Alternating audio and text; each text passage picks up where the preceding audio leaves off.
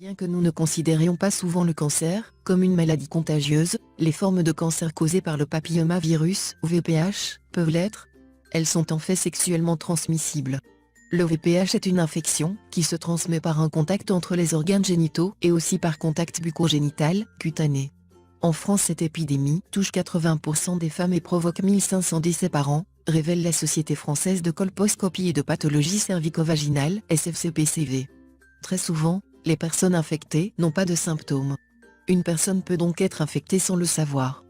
Toutefois, cette infection peut se manifester par des verrues génitales, communément appelées condylomes, ou des lésions précancéreuses non visibles à l'œil qui se développent dans le col de l'utérus. Voici une liste de certains types de cancers qui peuvent être sexuellement transmissibles. Voici les 5 types de cancers causés par le VPH. 1. Le cancer buccal. Le cancer buccal fait partie des cancers qui surviennent au niveau de la tête, le cou, la bouche et la gorge. Le cancer de la bouche représente 90% de tous les cancers buccaux et il est également plus fréquent chez les personnes de plus de 40 ans. Selon la forme du cancer de la bouche, les signes précoces peuvent ne pas être visibles. La chirurgie, la radiothérapie et la chimiothérapie sont les traitements les plus courants pour identifier la forme du cancer.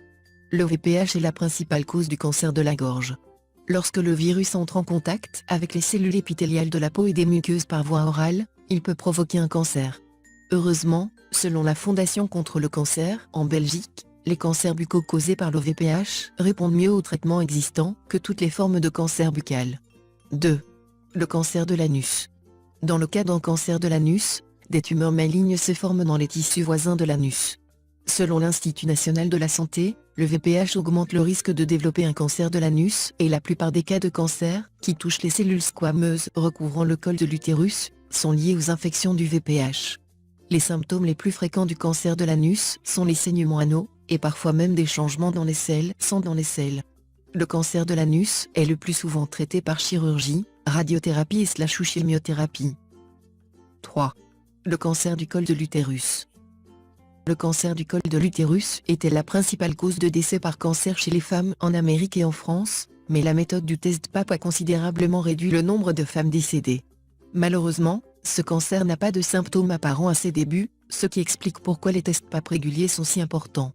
Selon l'American Cancer Society, les médecins croient qu'une femme doit être infectée par le VPH afin de développer un cancer du col de l'utérus. Toutefois, il est possible de contracter le virus à partir d'objets sexuels, mais le moyen le plus courant pour une femme d'être infectée par le VPH est le rapport sexuel avec un partenaire infecté. Selon le stade du cancer, il est généralement traité par radiothérapie ou chimiothérapie. 4. Le cancer du pénis. Le cancer du pénis est un cancer des organes reproductifs. Il peut apparaître chez les personnes de tout âge, mais le risque d'être atteint un jour du cancer du pénis augmente avec l'âge. Il affecte le plus souvent les hommes âgés de plus de 60 ans. Ces symptômes se manifestent sous forme de plaies, des rougeurs, des irritations, des écoulements, des saignements ou d'un gonflement du pénis. Ce cancer peut être traité soit par une chirurgie pour éradiquer la croissance du cancer ou par une radiothérapie.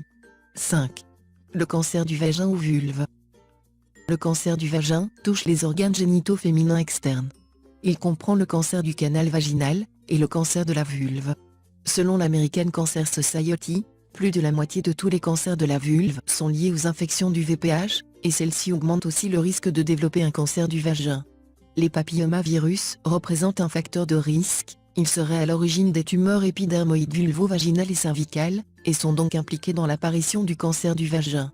Les premiers symptômes comprennent des saignements anormaux et des pertes vaginales, mais il n'y a pas de dépistage standard pour cette maladie. Les 2 cancers sont hautement traitables lorsqu'ils sont détectés tôt par radiothérapie ou par chimiothérapie. Le test PAP est un examen simple et sans douleur qui permet aux femmes de diagnostiquer la présence de cellules précancéreuses liées à une